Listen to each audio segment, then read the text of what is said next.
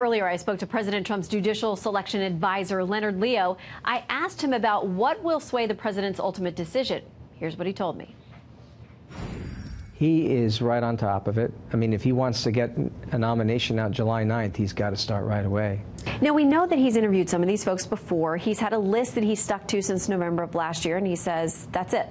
That's right.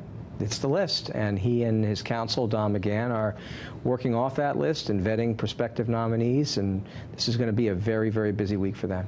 Is there any chance he goes off that list? I think no chance, but it's the president's prerogative. That's true. But he has promised time and again that he's going to pick from the list. And look, the list is really the 25 best of the best in the judicial world. It's a list that anyone who's looking for someone who's going to stick to the Constitution would put up. How important is it to him to have somebody who's got a long record when it comes to their writings or as a judge in their decision making so that he can be sure that he knows what path they're on?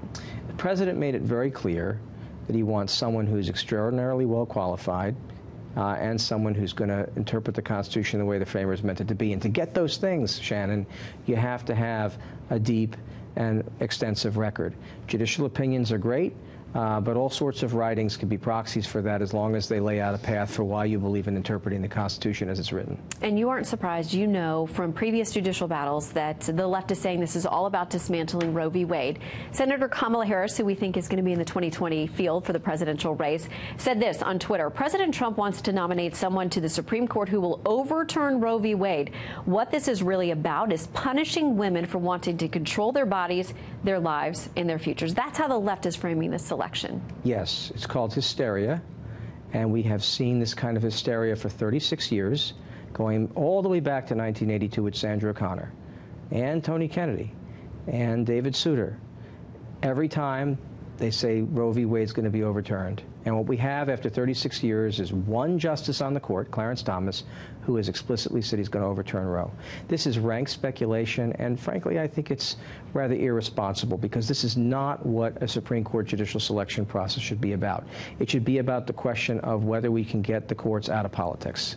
Well, we have seen many times with the president that he likes to work with people, whether it's foreign leaders, a potential justice, people that he connects with personally, that he has a relationship with. How important is that to him this time around? What's at the top of his list for what he needs in a justice? It's important to every president, and especially important to President Trump.